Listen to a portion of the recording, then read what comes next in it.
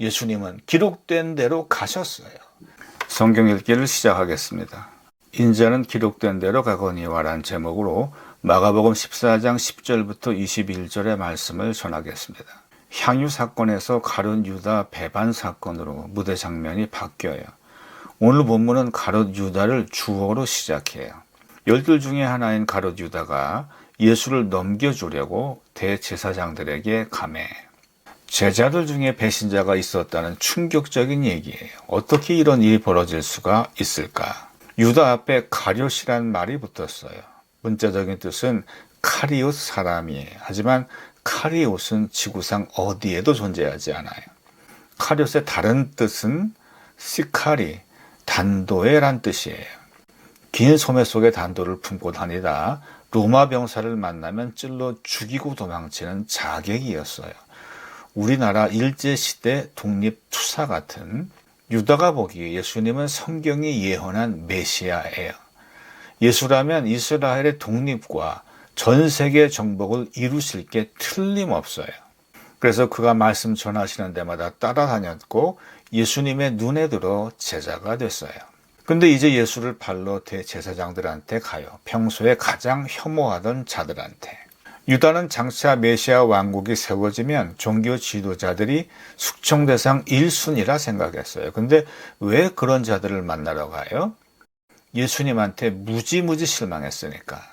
가족도 버리고 직업도 버리고 3년씩이나 거짓골하며 예수님 따라다녔는데 이젠 모든 꿈이 산산조각 나버렸어요. 엄청난 배신감을 느껴서 예수를 팔려고 대제사장들을 찾아간 거예요. 그들이 듣고 기뻐하여 돈을 주기로 약속하니 유다가 예수를 어떻게 넘겨줄까 하고 그 기회를 찾더라. 유다가 예수를 넘기겠다 제안하자 종교 지도자들은 신났어요. 왜? 군중의 폭동을 염려해서 이번엔 예수를 죽이지 못할 줄 알았는데 내부 조력자가 있으면 은밀히 예수를 체포할 수 있으니까 땡큐예요.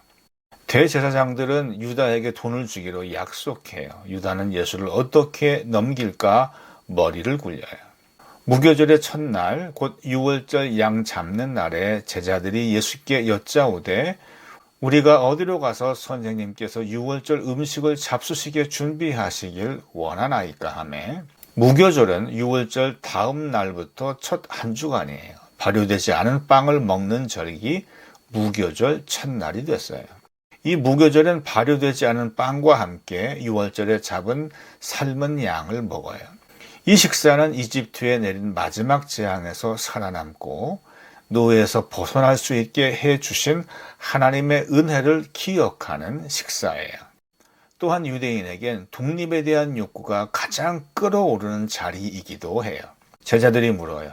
주님, 어디서 유월절 식사를 준비하는 게 좋을까요? 예수께서 제자 중에 둘을 보내시며 이르시되 성내로 들어가라. 그리하면 물 한 동이를 가지고 가는 사람을 만나리니 그를 따라가서 어디든지 그가 들어가는 그 집 주인에게 이르되 선생님의 말씀이 내가 내 제자들과 함께 유월절 음식을 먹을 나의 객실이 어디 있느냐 하시더라 하라. 예수님은 예루살렘 시내에 들어가면 물 한 동이를 가진 사나이를 만나게 될 거래요. 근데 지금 예루살렘 수많은 인파로 북새통일 텐데 어떻게 물동이 든 남자를 찾는단 말이에요? 하지만 팔레스타인에서는 남자가 절대로 물 항아리를 들고 다니지 않았어요. 물동이는 오직 여자만 들고 다녔어요.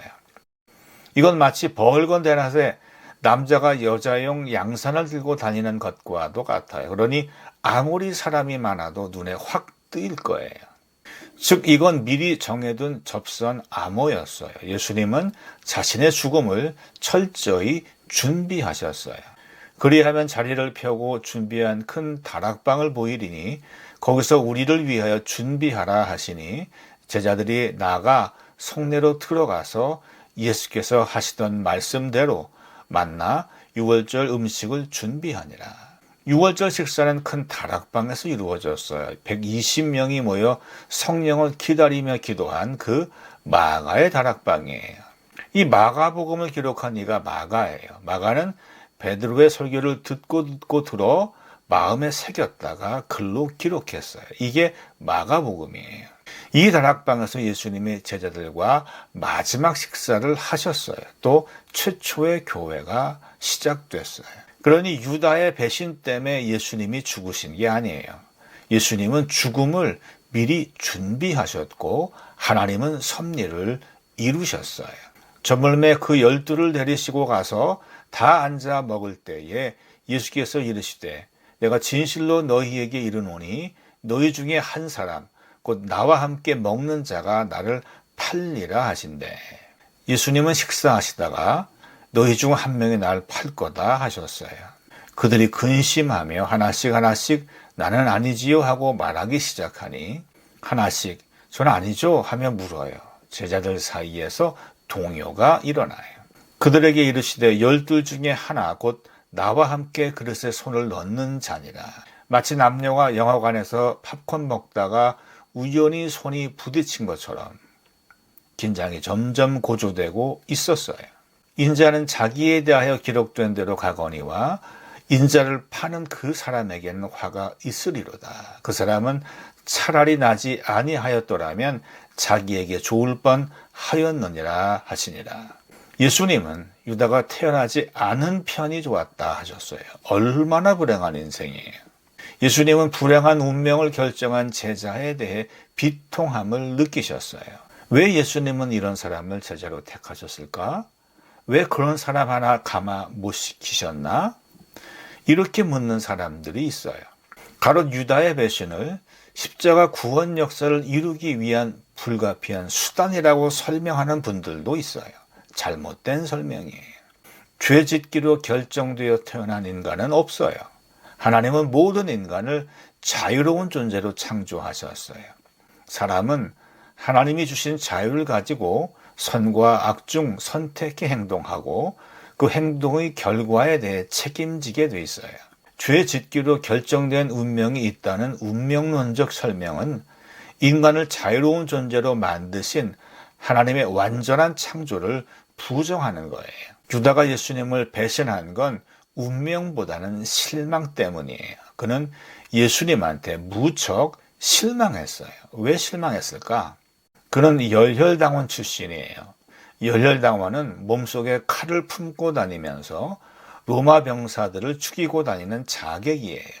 오늘날의 이슬람 원리주의자들처럼 지배국에 무혈 저항하는 전사예요. 전사들이 갈망하는 자가 누구예요? 메시아예요. 근데 예수님이 메시아이시잖아요. 예수는 가난한 자들을 사랑하고 모든 병자를 고치고 죽은 자도 살리는 우리 모두가 희망을 걸 만한 완벽한 메시아예요. 또 적은 음식으로 많은 사람 먹이니 군량미 걱정 없죠. 모든 병자 고치고 죽은 자도 살리니 전투에서 단 한 명의 전사도 잃지 않을 거예요. 이보다 더 좋은 지도자가 어디 있겠어요? 천하무적이에요. 그의 군대를 이길 군대는 세상에 없어요. 틀림없이 로마를 멸망시키고 전 세계를 정복할 거예요. 이 메시아의 일을 예수님은 능히 하실 수 있어요. 그래서 유다는 모든 걸 걸고 예수님을 3년간 따라다닌 거예요. 근데 예수님이 기대와 달리 달라지기 시작해요. 원수를 미워하라 하셔야 될 텐데 원수를 사랑하라 하세요. 생각해 보세요. 원수를 사랑하고 허구한다면 싸움이 되겠어요? 세계 정복은커녕 이스라엘의 독립도 이룰 수 없어요. 또 예수님은 적을 죽일 생각 안 하시고 자꾸 죽임 당할 거란 나약한 소리만 하세요. 점점 유다가 실망하게 돼요. 또 황제에게 세금을 바치는 게 가하냐 질문 받았을 때 예수님은 황제의 것은 황제에게, 하나님의 것은 하나님에게 바쳐라 하셨어요. 이게 기가 막힌 명답이긴 하나 열혈당원 출신인 유다에게는 도저히 받아들일 수 없는 답변이에요. 황제한테는 이론도 바치지 마라 하셨어야죠. 사람들 마음속에 의로운 분노를, 증오를 일으키셔야죠. 그래야 메시아죠. 점점 더 실망하게 돼요. 그리고 오늘 사건 바로 전에 한 여인이 비싼 명품 향유를 예수님 머리에 부어요. 집주인도 아닌 주제에 손님을 축복해요. 한두 방울이면 충분한데 한 방울도 남기지 않고 다 쏟아 부어요. 그 가치가 1년치 연봉 이상인데 수많은 가난한 자를 먹일 수 있었는데 그걸 바닥에 쏟아 버렸어요. 경솔해요. 미쳤어요. 그래서 다들 욕했어요. 어떤 사람들이 화를 내어 서로 말하되 단수가 아니라 복수예요. 이구동성으로 모두 욕했어요. 또 동사는 현재 분사형이에요. 비난을 한 번 한 게 아니라 계속해서 비난하고 있었어요. 미쳤어? 제정신이야? 그러면서. 누구 목소리가 가장 컸을까? 아마 유다였을 거예요. 열혈당원 출신이니까. 누구보다 가난한 자를 위한다는 명분을 가진 자니까. 근데 예수님이 뭐라 하세요? 그 여자를 야단치지 말래요. 잘못한 게 아니라 잘했대요. 가난한 자를 돕는 것보다 더 귀한 사명이 있대요. 그건 나를 위한 거래요. 뭐 이런 지도자가 다 있어요. 메시아 맞아요? 또 그녀는 내 장례를 미리 준비했대요. 또 죽는다는 소리예요. 메시아가 적을 죽여야지 죽긴 왜 죽어요? 말이 돼요? 심지어 복음이 전파되는 곳마다 이 여자가 행한 일을 기억하게 될 거래요. 최고의 전사에게만 줄 영예를 이 여자한테 줘요. 이게 말이 돼? 여태까지 가난한 자를 위한다는 말은 새빨간 거짓말이었어. 예수 변했어. 메시아 아니야. 이렇게 생각하고 예수한테서 등을 돌린 거예요. 예수가 메시아의 임무를 저버렸으니 유다도 예수를 버리기로 결정해요. 그리고 가장 미워하는 적을 찾아가요. 장차 메시아 왕국이 세워지면 숙청대상 1순위인 대제사장들과 거래를 해요. 죄 없으신 예수님을 죽이기로.